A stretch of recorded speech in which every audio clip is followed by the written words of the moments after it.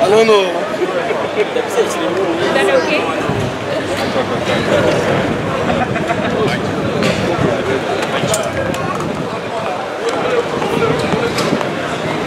From Nigeria. Yes,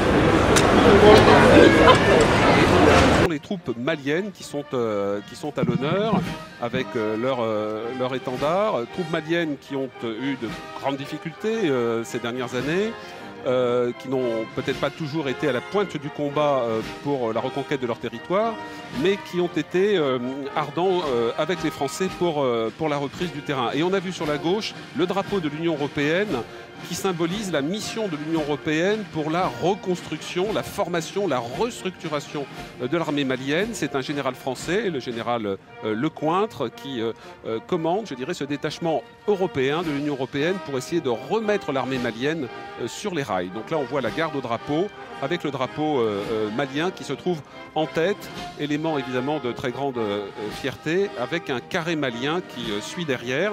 Et vous avez derrière 12 drapeaux, les 12 drapeaux des 12 pays africains qui ont servi au sein de la MISMA, la force de soutien au Mali, qui ont aidé notamment les Français et les Maliens à la reconquête du Nord-Mali et la sécurité. Et on voit tous les emblèmes du Bénin, de la Côte d'Ivoire, de la Guinée, du Niger, Sierra Leone, Burkina Faso, du Ghana, du Libéria, du Nigeria, du Sénégal, du Tchad et du Togo. Et il faut le dire, Pierre Servan, il défile dans l'ordre alphabétique et pas forcément l'ordre protocolaire ou diplomatique. Voilà, ils sont effectivement dans l'ordre alphabétique, ce qui explique que le Tchad, qui a joué un rôle essentiel aux côtés des Français, notamment avec les Nigériens, eh bien malheureusement, si je puis dire, se retrouve par l'ordre alphabétique un peu en queue de peloton.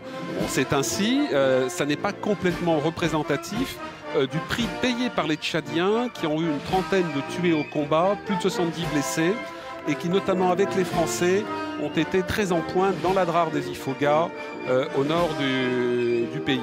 Et tous ces contingents africains, donc de 12 pays différents, ont mis beaucoup de cœur à l'ouvrage pour s'entraîner. La plupart d'entre eux arrivaient directement du théâtre malien où il faisait 60 degrés, vous l'aviez rappelé, Marie, et le matin, il faisait 12 degrés sur Paris. Oui, et là, pour eux, c'était très froid. Là, on voit un détachement de casques bleus représentant la mission des Nations Unies au Mali. Là, c'est la MINUSMA. La MINUSMA qui, en fait, absorbe la MISMA qu'on vient de voir, à peu près 6000 hommes, et qui va intégrer dans les mois qui viennent 6000 casques bleus supplémentaires venant de pays aussi différents que le Bangladesh, la Chine, la Suède, toujours avec l'idée d'aider à la stabilisation du Mali, qui d'ailleurs, au moment où nous parlons, sous l'œil de Ban Ki-moon, qui salue évidemment ses forces. Et du président malien par intérim du Konrad Traoré. Voilà, et donc ces éléments-là, je dirais, qui sont actifs, donc la MINUSMA depuis le 1er juillet, vont aider au processus électoral qui est en cours aujourd'hui avec l'élection présidentielle qui aura lieu le 28 juillet.